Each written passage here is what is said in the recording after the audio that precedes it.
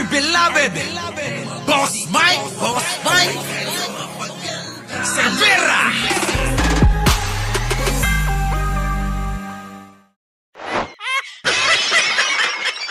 Pansinin ninyo kung kailan nangyari to, wag niyong isisi kay Pangulo.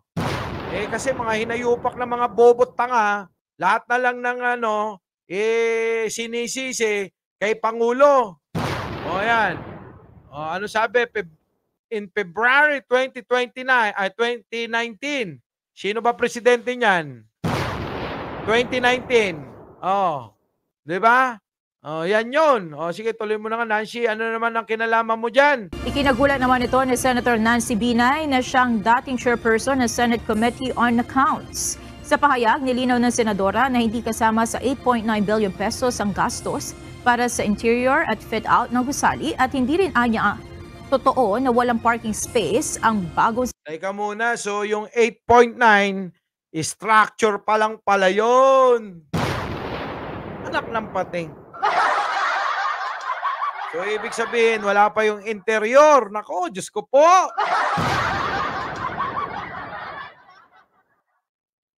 Grabe naman talaga kayo. Marami ng ospital ang magagawa niyan. Di ba? Kung pwede pa naman dun dun na lang kayo. Kaya lang nagawa na, naumpisan na Ewan ko dyan, kay Digong, bakit pumasa yan sa kanya? Sinisi si Digong no? Totoo naman panahon niya yan binigay niya na lang sa mga senador. Inyo na yan. Basta ako, meron kaming 51 billion at 47 billion. Diba? Barya na lang yan. Hati-hati na lang kayo dyan. Baka ganun na nangyari, Grabe ulitin mo nga.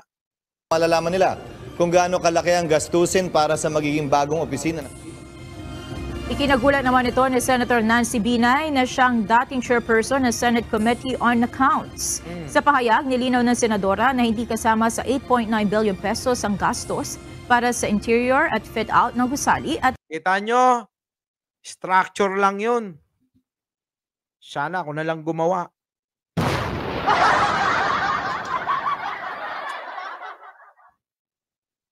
Ay, nako, sayang ang pera. Sayang ang pera. Sa totoo lang, laki ng kinita dyan. Ay, nako, mga ipokrito rin yan Kayo ba naniniwala na walang kinita yung mga yan? Wala. Di ako naniniwala walang kumita dyan ng limpak-limpak na salapi. Diba? Siyempre, yung mga bobo, tanga, nuknukan ng mangmang, okay lang yan, maniniwala sila. Walang alam yung mga yan Gagamunggoy mga utak Sige, tuloy.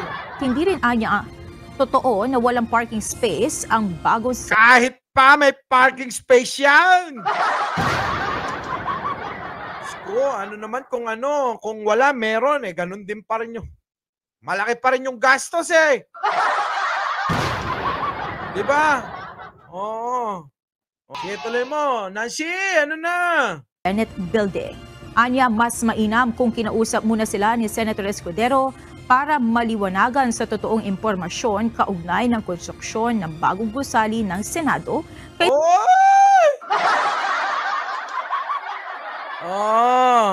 Cheese! Sana daw kinausap mo muna. Baka mabahagihan ka. Ulit makapagal. Opo, Ang ganda-ganda na ng Senate building Diyan sa may Makapagal, nakita nyo. Ilang beses ba ako nakarating doon? 3. Okay naman na yun Ewan ko ba, ang aartet, maluluho. Matuwa pang taong bayan sa inyo. Kung pinagawa nyo ng ospital yan, pinagawa nyo ng eskwelahan, di ba? Para nang sa ganon, maging masaya naman si Sarah. Si Sarah. Sarah, may napagawa ka na ba? Ano na napagawa mo? Nakapagpagawa ka na ba ng eskwelahan sa mga pondo mo? Wala kaming nakikita. Di ba, Sherwin de Guzman, na imbag nga aldaw rabi, malem kada kayo amin na po. Cherry Gandalia, di ba? Torino, mga senador, mayayam. Kaya nga, nako, kaya nga yung mga yan, ha? Kaya yung mga yan, halos magpatayan yung mga yan dyan. Oh, di ba? Oh, Yuri Sasaki. Oh, tent lang, okay na sa kanila. Kaya nga, nung araw nga, di ba? Ang gaganda ng mga silid-aralan eh.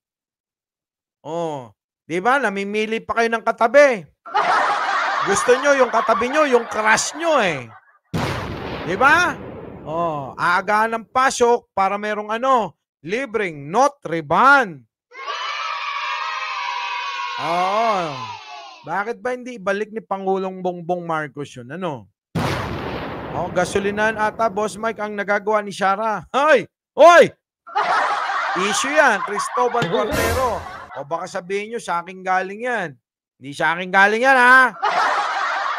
O, mga maluluho, sali patience. O, di ba?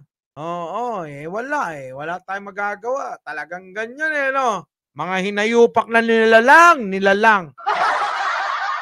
Sa umano, umasa sa mga pabulong-bulong na marites. Yan tayo eh. Alam mo, hindi mo naman kailangan imarites pa yan, di ba? Sabili na sabihan na bakit wala si Sara, tahimik. Ayun, laging no comment. Rodolfo Ballesteros. Opo, sa inyo po lahat. Man, nanawagan ang senadora na madaliin ang gagawing review sa budget upang hindi na magkaroon ng dagdag kaso sa delay at pagrenta ng Senado sa kasalukuyang gusali nito. Kaya pala minamadali. Kasi nagre-renta pa lang pala sila sa etong kasalukuyang gusali ng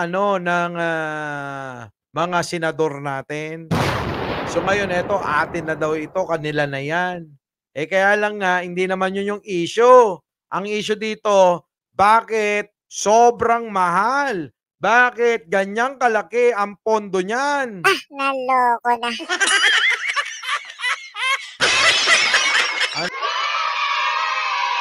Ay, nako mga kababayan, ewan ko ba kahit anong gawin ng Pangulo kung may mga ganyang senador na walang ginawa kundi isipin ang makakulimbat. Nako po, Naloko na. laki masyado mga kababayan. Napakalaki masyado niyan para sa opisina lang ng mga senador na yan, mga hinayupak. Bilyon?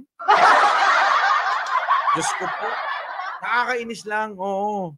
Di ba nakakainis eh. Yun na nga lang. Buti pa nga pa yung 8.9. Hindi nga eh. Umaabot yan, pag pinagsama-sama, 23 billion. Mahigit. Kaya lang nga, tama naman kayo. Tama si Mama Mi TV, Bakit yung 51 billion, wala man lang tayo makita? Yun na nga. Di ba? Anyway, mga boss, ha? Maraming salamat muli sa inyong pagsama ngayong gabi. Sige, muli, ako po yon, Mike Cervera, laging nagpapaalala, malin po natin ang ating kapwa. Ipagdasal po natin lagi ang ating bansa. Magandang umaga, magandang hapon at magandang gabi. Sa mandako ng mundo, naroon kayo. Siyempre, magandang buhay na rin para sa ating lahat. Our beloved Boss Mike Cervera.